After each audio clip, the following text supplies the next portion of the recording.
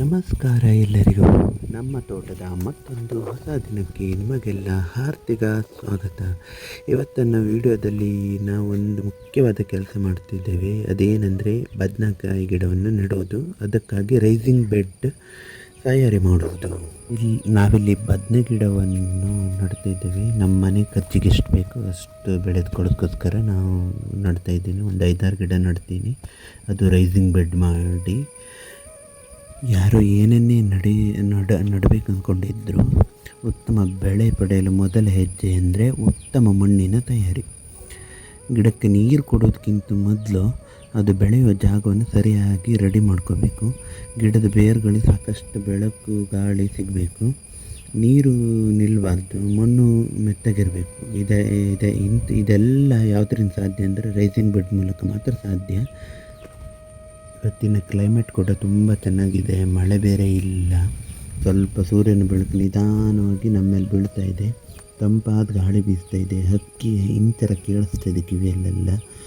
ಇಂಥ ಸಮಯದಲ್ಲಿ ಕೆಲಸ ಮಾಡೋದಕ್ಕೆ ಒಂಥರ ಖುಷಿಯಾಗುತ್ತೆ. ಫಸ್ಟ್ ಸ್ಟೆಪ್ ಏನು ಮಾಡಬೇಕಂದ್ರೆ, ನಾವು ಎಲ್ಲಿ ರೈಸಿಂಗ್ ಬೆಡ್ ಮಾಡಬೇಕು ಅಂದ್ಕೊಂಡಿದ್ದೋ ಆ ಜಾಗವನ್ನು ಸ್ವಚ್ಛಗೊಳಿಸ್ಬೇಕು. ಅಲ್ಲಿ ಬೆಳೆದಿರೋ ಕಳೆಗಳನ್ನು ಕಿತ್ತು ಹಾಕಬೇಕು. ಕಳೆ ಗಿಡಗಳಿದ್ದರೂ ಅವುಗಳನ್ನು ಕಿತ್ತು ಹಾಕಬೇಕು. ಯಾಕೆಂದರೆ ಅವು ಗಿಡಗಳ ಆಹಾರಗಳನ್ನು ಕಸಿದ್ಕೊಳ್ತವೆ, ಅದಕ್ಕೆ ಗಿಡಕ್ಕೆ ಬೆಳೆಯೋಕ್ಕೆ ಬಿಡಲ್ಲ. ಹಾಗಾಗಿ ಅದನ್ನು ಸಂಪೂರ್ಣವಾಗಿ ತೆಗೆದು ಹಾಕಬೇಕು. ಫಸ್ಟ್ ಸ್ಟೆಪ್ ಏನು ಮಾಡಬೇಕು ರೈಸಿಂಗ್ ಬೆಡ್ಗಂದರೆ, ವೇಸ್ಟ್ ಕಲ್ಲು, ಆಮೇಲೆ ಹಂಚಿನ ಓಡುಗಳು, ಇಂಥದ್ದೆಲ್ಲ ವೇಸ್ಟ್ ಇರುತ್ತಲ್ಲ, ಅದನ್ನೆಲ್ಲ ತಗೊಬಂದು ಎಲ್ಲ ಒಂದು ಕಟ್ಟೆ ಕಟ್ಟಬೇಕು. ಅದು ಮೊದಲು ಅದಕ್ಕೆ ಒಂದೊಂದೇ ನಾನು ಹೋಗಿ ಎಲ್ಲ ರೆಡಿ ಇರೋದು, ನಮ್ಮಲ್ಲಿ ಎಲ್ಲ ವೇಸ್ಟ್ ಇರೋದೆಲ್ಲ ತಗೊಬಂದು ರೆಡಿ ಮಾಡ್ತಾಯಿದ್ದೇನೆ. ಬೆಡ್ನ ಎಲ್ಲ ಸೈಡ್ಗೆಲ್ಲ ಇಟ್ಟು ಅದರಂತ ಸುತ್ತಲ ಇರೋ ಕಳೆಗಳನ್ನೆಲ್ಲ ಕಿತ್ತು ಹಾಕಬೇಕು. ಆಮೇಲೆ ನಾನು ಹಾರೆಯಲ್ಲೆಲ್ಲ ಅದನ್ನು ಕೊಚ್ಚಾಕಿ ಮುಚ್ಚಿಬಿಡ್ತೀನಿ. ಹಾಗಾಗಿ ನಾನು ಇನ್ನೂ ಕಿತ್ತಿಲ್ಲ. ಮೊದಲು ನಾನು ಸೈಡ್ಗೆ ಬೆಡ್ ಮಾಡೋಕ್ಕೆ ಎಲ್ಲ ಸುತ್ತಲೂ ಕಲ್ಲುಗಳನ್ನು ಮತ್ತು ಹಂಚಿನ ಓಡುಗಳನ್ನು ಹುಗಿತಾ ಇದ್ದೀನಿ.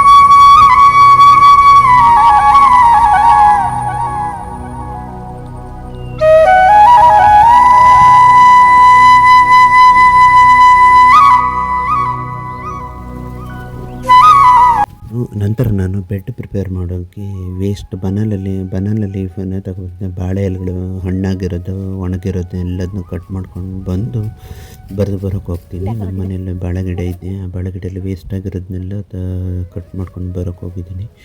ನಮ್ಮಮ್ಮ ಬಂದು ಏನು ಮಾಡ್ತಾಯಿದ್ದೀಯ, ಇಲ್ಲೆಲ್ಲ ಕಲ್ಲಿಟ್ಟು ಅಂತ ಹೇಳ್ತಾ ಇದ್ದಾರೆ. ಅವ್ರಿಗೆ ಏನಂತ ಗೊತ್ತಿಲ್ಲ ಇದ್ರ ಬಗ್ಗೆ, ರೈಸಿಂಗ್ ಬೆಡ್ ಅದ್ರ ಬಗ್ಗೆ ಎಲ್ಲ. ಅವರು ಸಾಂಪ್ರದಾಯಿಕವಾಗಿ ಗಿಡಗಳನ್ನೆಲ್ಲ ನಟ್ಟು ತರಕಾರಿಗಳನ್ನು ಬೆಳೀತಿದ್ದರು. ಈ ಥರ ರೈಸಿಂಗ್ ಬೆಡ್ ಬಗ್ಗೆ ಎಲ್ಲ ಗೊತ್ತಿಲ್ಲ. ಹಾಗಾಗಿ ಇದೆಲ್ಲ ಏನು ಮಾಡ್ತಿದ್ದೆ ಅಂತ ಕೇಳ್ಕೊಂಡು ಹೋಗಿ ಟ್ಯಾಂಕಿಗೆ ನೀರು ಬಿಡೋಕೆ ಹೋದರು.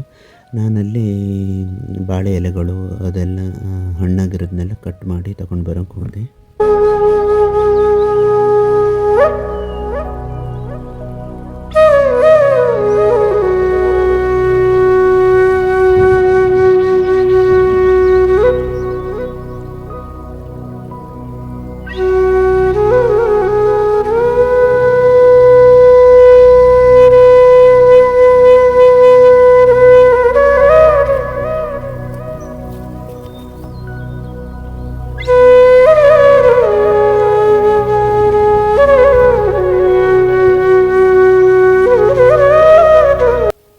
ಕಟ್ ಮಾಡ್ಕೊಬಂದಿರೋ ಬನಾನಾ ಎಲೆಗಳನ್ನೆಲ್ಲ ರೈಸಿಂಗ್ ಬೆಡ್ಡಿಗೆ ನಾವು ರೆಡಿ ಮಾಡಿದ್ದಲ್ಲಿ ಕಲ್ಲಲ್ಲಿ ಹಾಕಿ ಅದರ ಮಿಡ್ಲಲ್ಲಿರೋ ಜಾಗಕ್ಕೆ ಎಲ್ಲದನ್ನೂ ಕಟ್ ಮಾಡಿ ಅದಕ್ಕೆ ಹಾಕಬೇಕು. ಬನಾನಾ ಲೀಫ್ ಯಾಕೆ ಮೊದಲಿಗೆ ಹಾಕಬೇಕು ಏನಂದರೆ ಇದು ಸೂಕ್ಷ್ಮಾಣುಜೀವಿಗಳಿಗೆ ಆಹಾರವಾಗಿ ಕನ್ವರ್ಟ್ ಆಗುತ್ತೆ. ಹಾಗೂ ಇದು ಪೊಟ್ಯಾಷಿಯಮ್ ರಿಚ್ ಆಗಿರೋದ್ರಿಂದ ಇದರಿಂದ ಸೂಕ್ಷ್ಮಜೀವಿಗಳ ಆ್ಯಕ್ಟಿವೇಶನ್ ಜಾಸ್ತಿ ಆಗುತ್ತೆ. ಹಾಗೆ ಎರೆಹುಳುಗಳಿಗೆ ಆಹಾರ ಆಗುತ್ತೆ. ಅದಕ್ಕೋಸ್ಕರ ಬನಾನಾ ಲೀಫನ್ನು ಹಾಕ್ತಾಯಿದ್ವಿ, ಬಾಳೆ ಎಳೆಯನ್ನು ಹಾಕ್ತಾಯಿದ್ವಿ.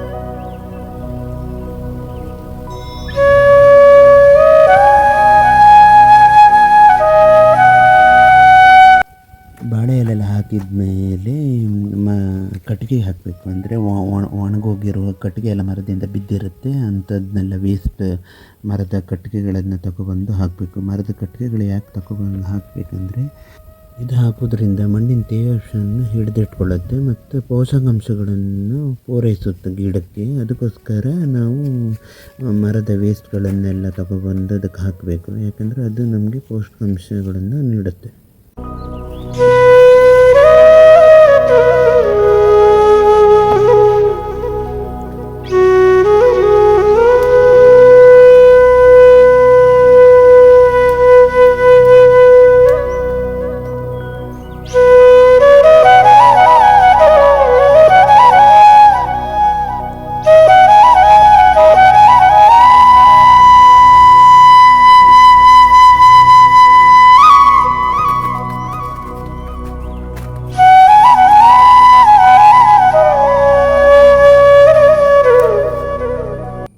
ನಂತರ ನಾನಿಲ್ಲಿ ಬೂದಿ ಹಾಕ್ತಾಯಿದ್ದೇನೆ. ಬೂದಿ ಹಾಕಿದ್ರೆ ಮಣ್ಣಿಗೆ ಕೆಲವು ಪೋಷಕಾಂಶಗಳನ್ನು ಒದಗಿಸುತ್ತೆ ಮತ್ತು ಮಣ್ಣಿನ pH ಲೆವೆಲನ್ನು ಹೆಚ್ಚಿಸಲು ಇದನ್ನು ಬಳಸ್ತಾರೆ. ಹಾಗೆ ಮತ್ತು ಬೂದಿಯನ್ನು ಅನವಶ್ಯಕವಾಗಿ ಅತಿ ಹೆಚ್ಚಾಗಿ ಬಳಸಬೇಕಾಗುತ್ತೆ. ಅದಕ್ಕೆ ಇತಿಮಿತಿ ಇರಬೇಕು. ಜಾಸ್ತಿ ಬಳಸಿದರೆ ಅದರಿಂದ ಸಮಸ್ಯೆಯೂ ಉಂಟಾಗುತ್ತೆ. ನಾನಿಲ್ಲಿ ಎಷ್ಟು ಬೇಕೋ ಅಷ್ಟು ಮಾತ್ರ ಹಾಕ್ತಾಯಿದ್ದೀನಿ. ಮತ್ತು ಜಾಸ್ತಿ ಇರೋದನ್ನು ನಾನಿಲ್ಲಿ ಪಕ್ಕದಲ್ಲಿರೋ ಅಲಸಂಡೆ ಗಿಡ ಇದೆ, ಅಲಸಂಡೆ ಹಾಗೂ ಹೀರೆ ಗಿಡ ಇದೆ. ಆ ಹೀರೆ ಗಿಡ ಬುಡಕ್ಕೆ ಹಾಕ್ತಾಯಿದ್ದೀನಿ. ಹಾಗೂ ಅದರಲ್ಲಿ ಸುಟ್ಟಿರುವ ಗಟ್ಟಿ ಆ್ಯಶ್ ಇರೋದು, ವುಡ್ ಆ್ಯಶ್ ಇರೋದು ಅದನ್ನು ತೆಗೆದು ಅದಕ್ಕೆ ಹಾಕ್ತಾಯಿದ್ದೀನಿ. ಅಂದರೆ ಇದ್ದಿಲು ಅಂತಾರಲ್ಲ, ಅದನ್ನು ಇದ್ದಿಲು ತೆಗೆದು ಮಾತ್ರ ಅದಕ್ಕೆ ಹಾಕ್ತಿದ್ದೀನಿ. ಯಾಕಂದರೆ ಅದು ತೇವಾಂಶ ಹಿಡ್ಕೊಂಡಿರಲಿ ಅಂತ. ಮತ್ತು ಬೂದಿ ಇರೋದನ್ನೆಲ್ಲ ಇಲ್ಲಿ ಅರಿಶಿಣ ಗಿಡ ಇದೆ, ಅರಿಶಿಣ ಹಾಕಿದ್ದೀವಿ. ಅರಿಶಿಣ ಗಿಡದ ಬುಡಕ್ಕೆ ಹಾಕಿದ್ದೀನಿ. ನಾನು ಯಾವುದಕ್ಕೂ ಹೆಚ್ಚಾಗಿ ಹಾಕಿಲ್ಲ, ಸ್ವಲ್ಪನೇ ಹಾಕ್ತಾಯಿದ್ದೀನಿ. ಹೆಚ್ಚಾಗಿ ಹಾಕಿದರೂ ಅದರಿಂದ ಸಮಸ್ಯೆ ಉಂಟಾಗುತ್ತೆ. ಹಾಗಾಗಿ ಇದಕ್ಕೆ ಹಾಕ್ತಾಯಿದ್ದೀನಿ. ಆಮೇಲೆ ಇದಕ್ಕೆ ಹಾಕಿದ ತಕ್ಷಣ ನಾನು ಮತ್ತೆ ಅಲ್ಲಿ ಬಾಳೆ ಗಿಡದಲ್ಲಿ ಗೊನೆ ಬಿಡ್ತಾಯಿದ್ದೆ. ಅದಕ್ಕೆ ಸ್ವಲ್ಪ ಹಾಕಿ ಬರೋಣ ಅಂತ ಅಂದ್ಕೊಂಡೆ. ಸ್ಟೆಪ್ ಏನಂದರೆ ಎಲೆಗಳಿರ್ತಲ್ಲ, ವೇಸ್ಟ್ ಎಲೆಗಳು ಬಿದ್ದಿರುತ್ತಲ್ಲ, ಅದನ್ನೆಲ್ಲ ತಗೊಬಂದು ಆ ವುಡ್ಗೆ ಮತ್ತು ನಾನು ಸ್ವಲ್ಪ ವೇಸ್ಟ್ ಕಲ್ಲುಗಳನ್ನೆಲ್ಲ ಹಾಕಿದ್ದೆ. ಅದರ ಮೇಲೆ ಅದಕ್ಕೆ ಮುಚ್ಚಬೇಕು. ವೇಸ್ಟ್ ಕಲ್ಲು ಯಾಕೆ ಹಾಕಿದ್ದೀನಿ ಅಂದರೆ ಅದು ಕೂಡ ತೇವಾಂಶ ಹಿಡ್ಕೊಳ್ಳುತ್ತೆ. ಹಾಗಾಗಿ ಅಂದರೆ ವೇಸ್ಟ್ ಕಲ್ಲು ಅಂದರೆ ಅಲ್ಲಿ ನಮ್ಮ ಕಡೆ ಸಿಗುತ್ತಂಥ ವೇಸ್ಟ್ ಕಲ್ಲುಗಳನ್ನು ಮಾತ್ರ ಹಾಕಿರೋದು. ಆಮೇಲೆ ನೆಕ್ಸ್ಟ್ ಏನಂದರೆ ವೇಸ್ಟ್ ಆಗಿ ಬಿದ್ದಿರೋ ಲೀಫ್ ಇರುತ್ತಲ್ಲ, ಅದನ್ನೆಲ್ಲ ತಗೊಬಂದು ಅದಕ್ಕೆ ಬೆಡ್ಗೆ ಫಿಲ್ ಮಾಡಬೇಕು.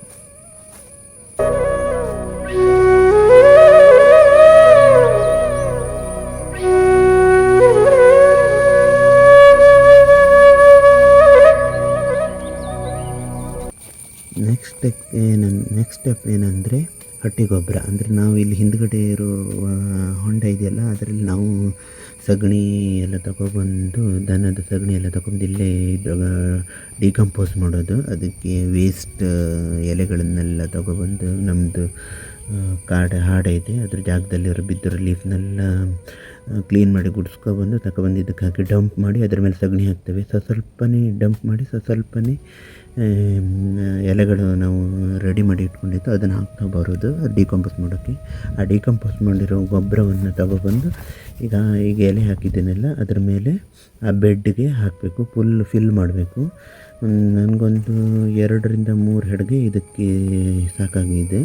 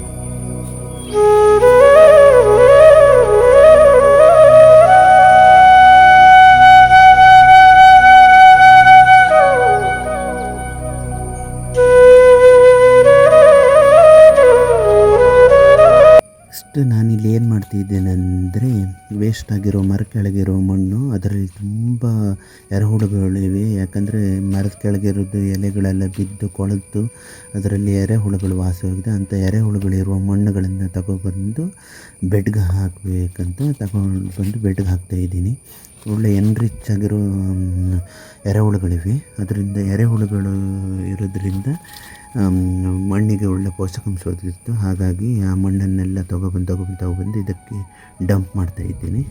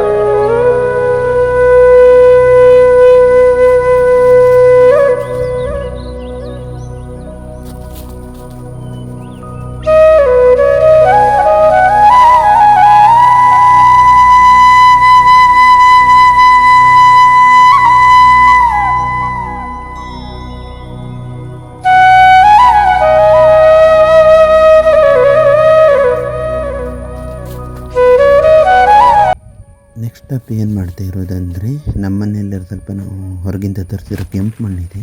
ಕೆಂಪು ಮಣ್ಣು ಅಂದರೆ ಅದು ಸ್ವಲ್ಪ ಫಲವತ್ತತೆ ಜಾಸ್ತಿ ಇರುತ್ತಂತ, ಹಾಗಾಗಿ ಅದನ್ನು ಅದ್ರ ಮೇಲೆ ಹಾಕ್ತಾಯಿದ್ದೀನಿ.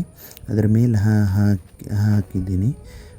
ಫಿಲ್ ಆಯಿತು. ನಮ್ಮದು ಬೆಡ್ ರೆಡಿ ಆಯಿತು ಈಗ ಗಿಡ ನೆಡೋಕ್ಕೆ.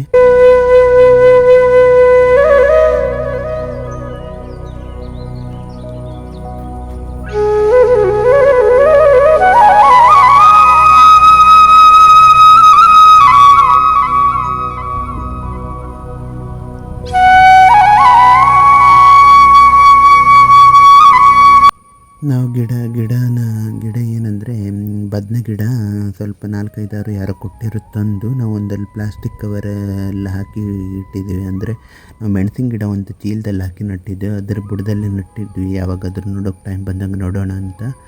ಅದಕ್ಕೀಗ ನಾನು ತಗೊಬಂದು ಗಿಡಗಳನ್ನ ನೆಡ್ತಾಯಿದ್ದೀನಿ. ನನ್ನ ಹತ್ರ ಒಂದು 5 ಗಿಡ ಇದೆ. 5 ಗಿಡನ ಇಲ್ಲಿ ನೆಡ್ತೀನಿ. ಆಮೇಲೆ ನೆಕ್ಸ್ಟೇ ಉಳಿದಿರೋ ಜಾಗದಲ್ಲಿ ಏನು ಮಾಡೋದಂದರೆ ನೆಕ್ಸ್ಟ್ ಏನಂದರೆ ಏನಾದರೂ ಬೀಜ ಇದ್ದರೆ ಇದ್ರ ಮಧ್ಯೆನೇ ಹಾಕಿಬಿಡ್ತೀನಿ.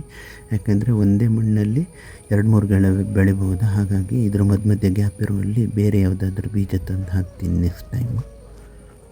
ಮತ್ತು ಒಂದೊಂದು ಗಿಡ ಸಸಿ ನೆಡುವಾಗ ಏನೋ ಒಂಥರ ಖುಷಿ.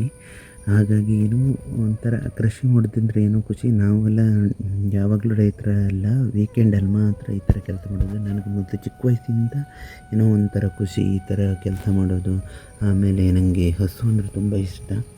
ನೆಕ್ಸ್ಟ್ ಮುಂದೆ ಫ್ಯೂಚರಲ್ಲಿ ನಾನು ಹಾಗೆ ಅಂದ್ಕೊಂಡಿದ್ದೀನಿ, ಹಸು ಗಿಸಿ ಏನಾದರೂ ಸಾಕೊಂಡ್ಬಿಟ್ಟು ಎಲ್ಲ ಬದನೆ ಸಸಿಗಳು ಈಗ ತಮ್ಮ ಹೊಸ ಮನೆಯಲ್ಲೇ ಇದ್ದಾವೆ. ಮುಂದಿನ ಕೆಲವು ವಾರಗಳಲ್ಲಿ ಇವುಗಳ ಬೆಳವಣಿಗೆ ಹೇಗೆ ಆಗ್ತದೆ ಅಂತ ನಿಮ್ಮ ಮೊದಲು ಹಂಚಿಕೊಳ್ಳುತ್ತೇನೆ. ಅದರ ಮೊದಲು ಈ ಸಸಿಗಳು ಆರೋಗ್ಯವಾಗಿ ಬೆಳೆಯಲು ಮೊದಲ 7 ದಿನಗಳಲ್ಲಿ ಯಾವ ರೀತಿ ಆರೈಕೆ ಮಾಡಬೇಕು ಎಂಬುದನ್ನು ಮುಂದಿನ ಭಾಗದಲ್ಲಿ ನೋಡೋಣ.